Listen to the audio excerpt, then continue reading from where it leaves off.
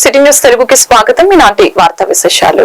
రాష్ట్రంలోని రహదారుల్ని గుంతలు లేని రహదారులుగా తీర్చిదిద్దాలని ప్రభుత్వ ప్రధాన కార్యదర్శి నీరబ్ కుమార్ ప్రసాద్ ఆర్ఎన్పి శాఖ అధికారుల్ని ఆదేశించారు. విద్య, ఉన్నత విద్య, మున్సిపల్ పరిపాలన, పట్టణాభివృద్ధి, పంచాయతీరాజు మరియు గ్రామీణాభివృద్ధి, అటవీ, పర్యావరణ, శాస్త్ర సాంకేతిక, టిఆర్ఎన్బి, పౌర సరఫరాలు, గృహ నిర్మాణం, మహిళా, శిశు, గిరిజన, యువజన సంక్షేమ శాఖల్లో 100 రోజుల కార్యాచరణ ప్రణాళిక అమలుపై మంగళవారం రాష్ట్ర సచివాలయంలో ఆయన ఆ శాఖల కార్యదర్శులతో సమీక్షించడం జరిగింది. ఆర్ఎన్పి శాఖపై జరిగిన సమీక్షలో 100 రోజుల కార్యాచరణ ప్రణాళిక కింద అన్ని రహదారుల్ని గుంతలు లేని రహదారులుగా తీర్చిదిద్దాలని ఆదేశించడం జరిగిందని తెలియజేశారు.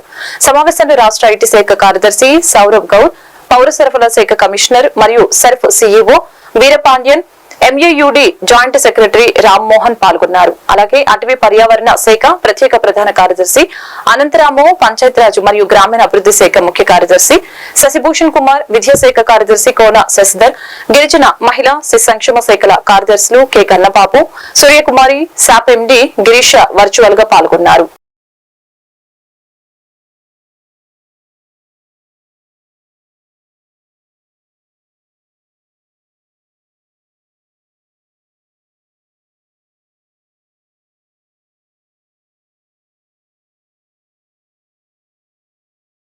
నర్సరావుపేట స్థానిక ప్రకాష్ నగర్ 11వ వార్డులో డాక్టర్ కోడెల శివప్రసాద్ 5వ వర్ధంతి సందర్భంగా అన్న ఎన్టీఆర్ కోడెల శివప్రసాద్ విగ్రహ ఆవిష్కరణ జరిగింది. కోడెల కోట నుంచి ర్యాలీగా బయలుదేరిన కోడెల తనయుడు కోడెల శివరాం విగ్రహ ఆవిష్కరణలో పాల్గొన్న నర్సరావుపేట ఎంపీ లావు శ్రీకృష్ణదేవరాయలు, ఎమ్మెల్యే అరవింద్ బాబు, జనసేన ఇన్ఛార్జి సయ్యద్ జిలాని, పలువురు నేతలు, కూటమి కార్యకర్తలు, కోడెల అభిమానులు.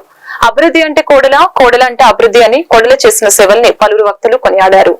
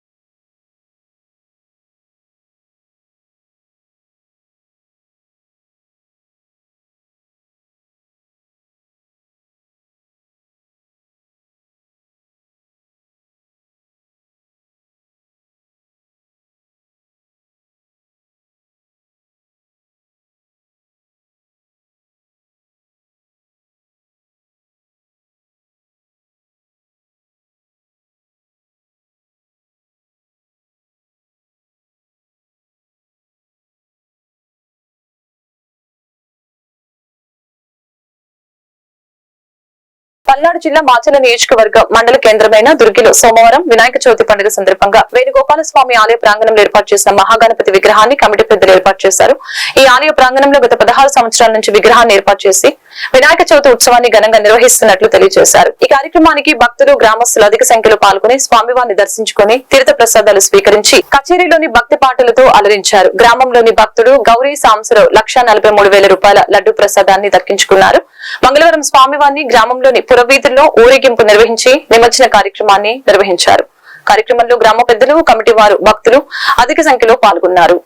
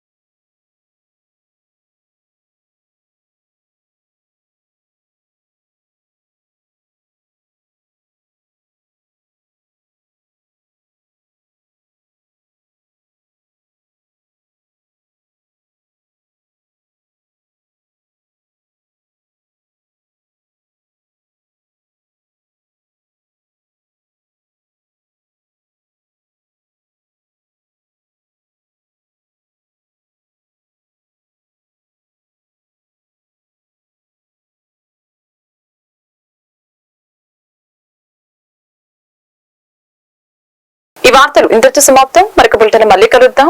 నమస్కారం.